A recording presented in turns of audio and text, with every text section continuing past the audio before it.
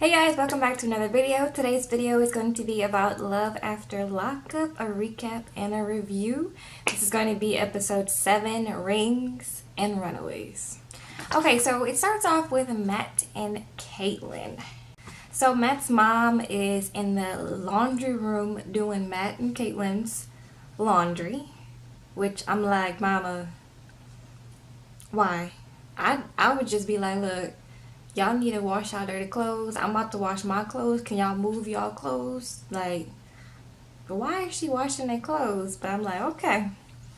But anyway, Matt's mom chooses to wash their clothes and is talking about it, how she doesn't like to do it, but it's like, sis, just don't do it. Like, tell them, wash y'all clothes or get out.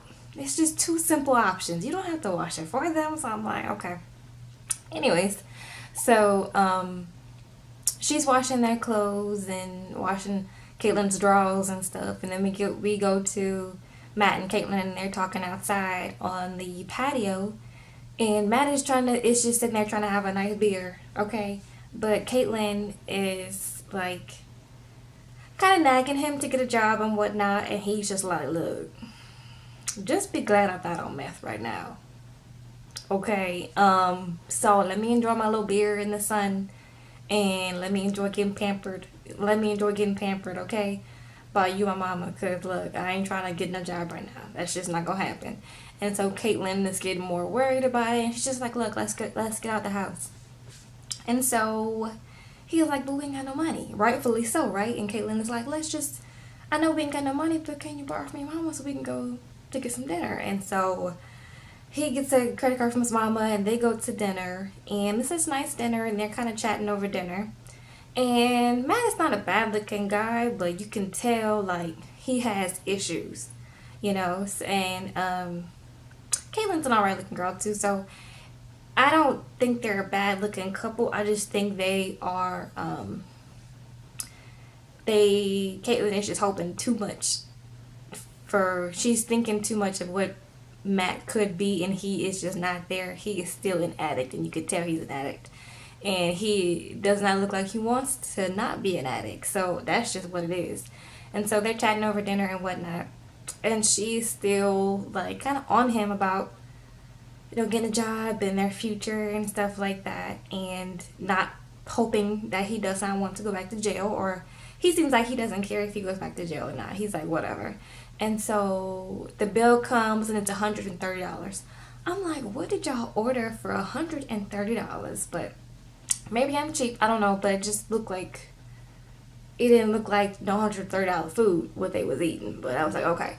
And so he's like, not paying that. And so he's like, look, we're going to dine and dash. And she's like, what? Huh? Dine and dash?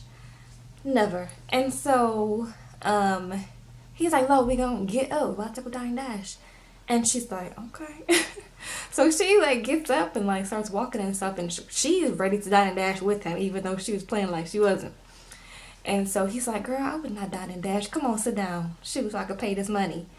And so he pays it and whatnot. And then that makes Caitlin worried, because even though it was a joke, it was like, this fool ain't really changed. You know what I'm talking about? So Caitlin, this is the reality of what you wanted, girl. You don't want it no more. Okay.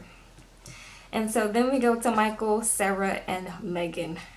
So Michael and Sarah go wedding ring shopping. They already got married before. I'm not sure if she has a ring. He has a ring, but she doesn't have a ring. So they go wedding ring shopping for her, and the lady's pretty nice in the shop, and she tries to pull out some rings and whatnot, and Sarah's telling them that they already got married in prison. And the woman's like, look, we all make mistakes. Not everybody gets caught, though we all make mistakes. I'm like, that's a reasonable thing to say to somebody. I probably would say that if I was in the shop too. Like, girl, I don't know what to tell y'all. Like, everybody make mistakes. I don't know. She was trying to chat and be nice and sweet and stuff. So then Michael gets a call from Megan, because Megan is coming into New York so that they can meet up. So I'm like, this is going to be a mess. You hear me? But so he ignores the phone call and keeps shopping and stuff. And so in Michael's head, he's like, I need to find a way to break away from Sarah and my child so I can go meet Megan, because she's supposed to come to Niagara in New York. And so I'm like, this is a mess. And so Michael devises a plan when they're in the car to start an argument with Sarah so that she can be like, look, I'm done with you for today. And so he can break away and go drive to Niagara to be with Megan. Michael is a fool, bro. I cannot. So he starts to fight about why you want a ring and why do we need to wear a ring, because that's basic and that's just a symbol. We don't need to have a symbol for our love and stuff like that. And I'm like, Sarah, you better than me, because I would have opened that door on Michael and just pushed his ass out, just, anyway. But she kind of plays back and forth with him, and he's acting stupid. She like gets upset, and poor Aviana in the back is just like, mom, like, stop all this foolishness, mom. But Sarah kind of plays into it, and she's like, I'm done with you for the day, basically, like what he wanted. And he's like, yes. And so we cut to Megan, and Megan is just so giddy because she's talking to her friend packing for New York, because she's in Texas. And so she's just trying to play like she is just like playing hard to get when it comes to Michael, and he better have this and this and that. And I'm like, Megan, girl, stop it. But anyways, so she gets to the airport, and then she gets to the airport in New York, and there's somebody waiting for her with the word Megan, holding the little paper. And she's like, ooh, I got a driver and whatnot. And so she's all giddy about that. And then she's talking to the driver, and she's like, I wonder what he got planned waiting for me. Hopefully it's a nice surprise and whatnot. And I'm like, girl, all right.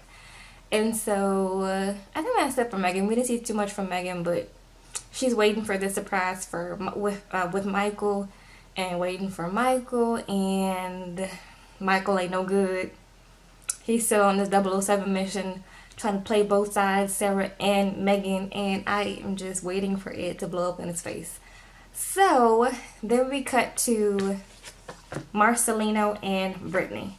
So Marcelino and Brittany's clips of this week was nothing too much. They were sitting outside on a patio, and Marcelino pulls up with 2 plate lunches of fruit. I was like, that sounds like something I would do. Like, babe, give me a plate of fruit or something, in the morning. That's what I eat in the morning. It's like breakfast. So she has like a big plate of fruit. It's like nice, fresh, tropical fruit, and she's munching on that with like a Starbucks drink. And I'm like, girl is living the life after she's getting out. She's like taking advantage of these moments of freedom. So she begins to explain about she has a son, that when she went to prison he was 1 year old, and how it was hard for her in prison, and if she would think about him, then it would hurt too much, but if she wouldn't think about him, then she would think that she was a bad mother for not thinking about her child. So, which makes sense. And so, we feel for Brittany on that. Marcelino's approach, and he's like worried about being a stepfather because he didn't have I don't think he had a father presence in his life, and so he knows how important it is to be a father role in somebody's life, and so he doesn't take that lightly, and he just wants to be there for her son. So he's worried about that. And he says, a boy needs a man, something like that. And I'm like, Marcelino, it gives me toxic vibes. And this just not just that comment, it's like how he talks to women, and like when he gets upset he will talk to a woman any kind of way, from what we've seen in the last episode. So I'm like, Marcelino is toxic to me. That's just all that. I would not be with a Marcelino, because he gives off too much of a toxic vibe, toxic masculinity vibe. But anyways, so yeah, that's pretty much all of Marcelino and Brittany's clips. Wasn't too much. And so then we get to the meat and the potatoes of it, Clint and Tracy show. So Clint and Tracy. So the last time we saw Clint, he was waiting for Tracy to make it to the wedding hall because he had been waiting for her for 2 hours. He gave her his credit and his debit card so that she can get all done up for him and get the dress and stuff and meet with her and meet him back at the venue. And so it's been 2 hours. She's late. He's like, look, did she run off on me? Is she gone? But it turned into 3 hours, and so he's still waiting. We're seeing, and the little ordained minister who is officiating the wedding, he comes out and he's like, look, like, what's up? You know, he's waiting outside, like, you know, how long have you known this girl? He kind of asked her about him and Tracy and how they met and whatnot. He's like, yeah, I met her online, meetinginmate.com. And we've been cool ever since, writing stuff. She just got out like a couple days ago and we're getting married. And so he's like, cool, I'm used to it. The ordained minister's like, whatever, okay. And so we cut to them going inside the venue and he's waiting at the altar and it's a packed house in there. Honky tonk badonka donk in there and whatnot. And Tracy pulls up. Tracy just sashays up in there with her little cute little dress. Tracy is a pretty girl to me. Very pretty. Yeah. So she comes in and they have their like little nuptials on the phone. You know, I don't know what you call it, but like they tell each other why they like each other and stuff like that. And it was cute for the most part. I mean, this is like, you know, it's not a big wedding, so it was cute. They do their ceremony and they kind of get married or whatever, and so then poor Clint, they get to the parking lot. Clint tries to carry her to the car and was just struggling and whatnot. I was like, Lord, Clint, why did you even volunteer? It's just, anyway, so they get in the car and they're talking and whatnot, and he's like, we're gonna be together until, you know, we're gonna be buried next to each other. And she was like, you trying to kill me already? Like, what's really going on? And he's like, he's like, now we're going to have to, you know, do the honeymoon part. We're going to have to, you know, be together, whatever. And she's like, I know you lying. I know you, I need a drink. And so he's like, what? He's like, I need a drink.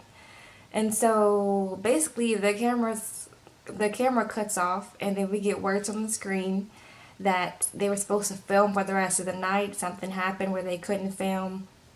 And we cut to Clint in the hotel room by himself crying. I mean, boo-hooing, bawling, just waterworks, okay? And we can't understand what he's saying, and he's very, very, very, very, very upset and whatnot. And so, basically, Tracy is gone, okay? Tracy has left the building, we don't know where Tracy at. Tracy has his phone, so he has to borrow somebody's phone and call his mama. And his mom was like, hey, boo, what's up? You know, what's good? After, you know, y'all got married last night, what's good? And he's like, mama, I didn't do nothing wrong. And she's like, oh, boo, what's up? Why you crying? He like, I'm not crying. But clearly he's crying. And so, and so he tries to get up and go to the bathroom, but he has a mic on, so the cameras just follow him and we hear everything still. And so he's like, Tracy done gone and got that crack. And his mom was like, what? She's like, yeah, she didn't. I knew she had an addiction, but I didn't know it was like this and whatnot. And he's like, I still love her. Mom was like, look, get in on it. Stop playing. And he's like, no, I love her. I want to be with her. I love her. Like, you know, I can make this work, but, you know, and whatnot. And boo-hooing the whole, he is just through tears trying to talk. And it's just like, loud. We see Tracy's black pump on the ground. And Tracy's just gone out there. She got her little alcohol. She wanted to get her the final thing, which was some crack shit. Okay, so we don't know what's gonna happen with Tracy and Clint. We didn't see the other couple. I'm forgetting their names. Y'all know who I'm talking about. We didn't see them this episode, but hopefully we see them because their story is good too. But tell me what you guys thought of it. Like, this was a good episode. Like, this seems like some craziness, but some good craziness. So let me know what you guys thought of this episode down below. Give it a like if you liked it. Go ahead and hit the subscribe button so I can see y'all next week. I love y'all. Bye.